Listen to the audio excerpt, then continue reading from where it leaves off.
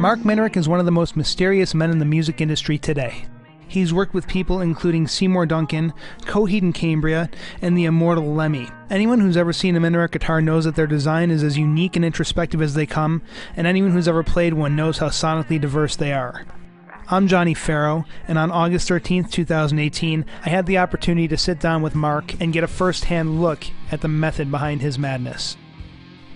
So I'm here today with Mr. Marc Minarik, the owner and creator of Minarik Guitars. And first question here today, Marc, how did you get started in the music industry? I had started in a musical group as a guitarist, and as other artists know, you try to get attention, get people to pay attention to what you're doing, and make your moves towards getting your music out to the public. One of the ways to do that I found really interesting was going to music trade shows and getting endorsements from various companies. So I went ahead and managed to get a pass into one of the larger trade shows and met up with a guitar manufacturer who thought we had something marketable and wanted us on board with them as an endorsee, pardon me. So that worked out really well and was very instrumental in everything that kind of ended up coming from that and after that. What led you in the direction of going from being a performing artist to focusing on guitar manufacturing and making instruments? How did that happen? The company that I was endorsed by was BC Rich Guitars. Great story with that. They had me come up to the custom shop to kind of design the guitar I was going to play, and their only parameters were it's got to be a certain model because that's what we're pushing this year. So fine, I didn't care, whatever. I was excited to have an endorsement. So I basically just let my mind go to work to making this shape that they chose be as much of me as I could possibly get it to be. So what I ended up bringing back to them, it blew Bernie away, and he actually sat me down and told me how much he appreciated and personally really liked the music I was writing, but suggested that I pivot from being a musician, songwriter, being in a band, to trying to start my own guitar company based on what he had seen I was capable of in the design realm. Now, that was powerful. I mean, you can just imagine what Bernie Rico Sr. had seen being a manufacturer in the 60s, 70s, 80s, just some heady times, and to have something I did really kind of stop him in his tracks. It was a powerful moment. So I sat with that for a couple of weeks after I had that meeting with him, and I decided to take his advice and go ahead and start making the pivot from being myopic about the band and the songs and getting the record deal and all that to splitting the time, trying to get the company and the designs and the trademarks and the patents and basically getting yourself set up to do business as a company. So that was the big moment when somebody in a place of, I don't know, we'll call it in a place of power, said you have something that's not the normal. Funny enough, after I made the internal decision to focus on the guitar company, it was like unleashing floodgates. Anyone that's ever seen a Minarik guitar, the body shapes are very striking. But I understand there's also a functionality to that. It's not just for looks, that's part of it. But there's also an aspect of that body design that affects the tone and the sound. Can you tell me about that? Like you said, there's two parts to the Minarik concept.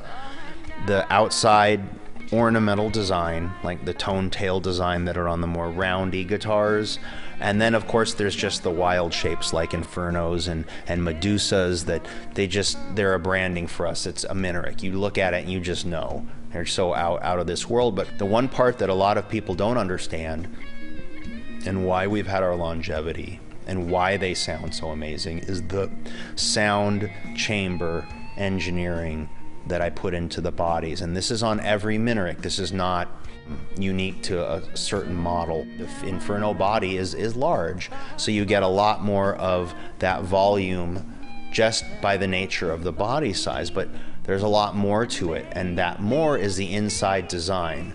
It allows a guitar design that I've done to reach its absolute maximum potential sonically, okay?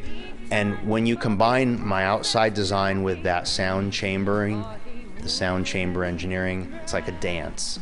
These two things work together as a team to produce something visually striking, sonically amazing, and these are things that can be quantified. If you take yourself away for a moment, the flow and the lines, how the horns and the body, it just kind of curves around into those flame tongues. It's just a very sexy, curvy, great shape.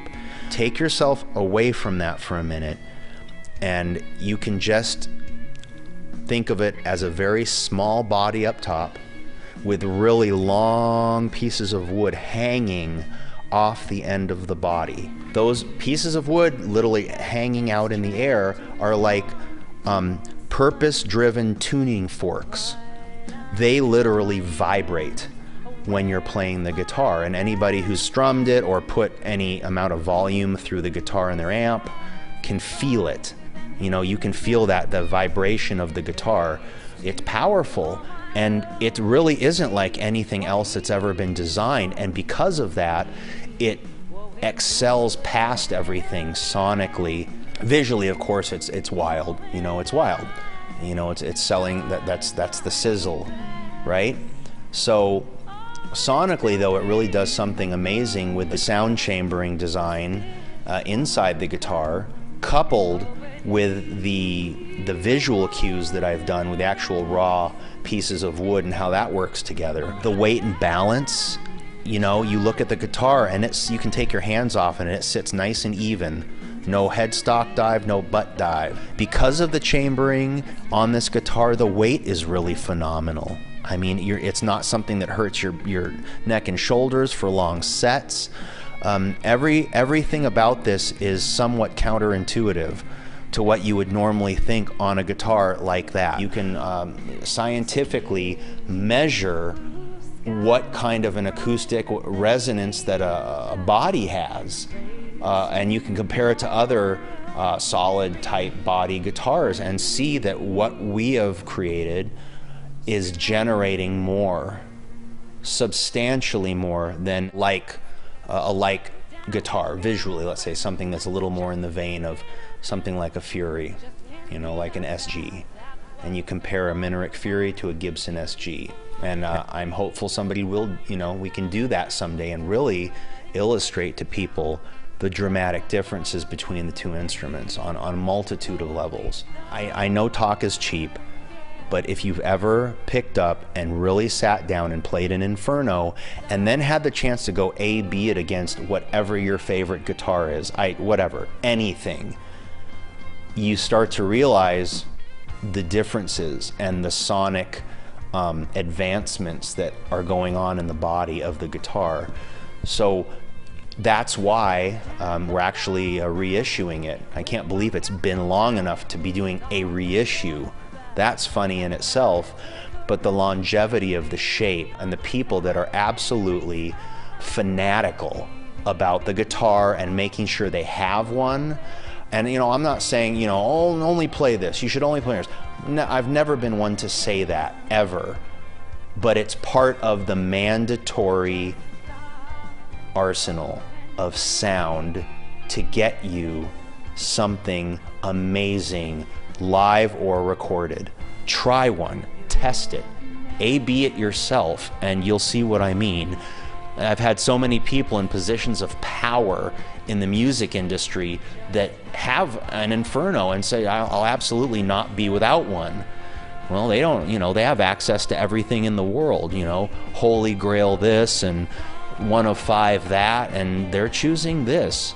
And they're not choosing, you know, a $25,000 custom ornate one that we've done. They're taking a standard Inferno that just about anybody can afford, and it's mandatory equipment.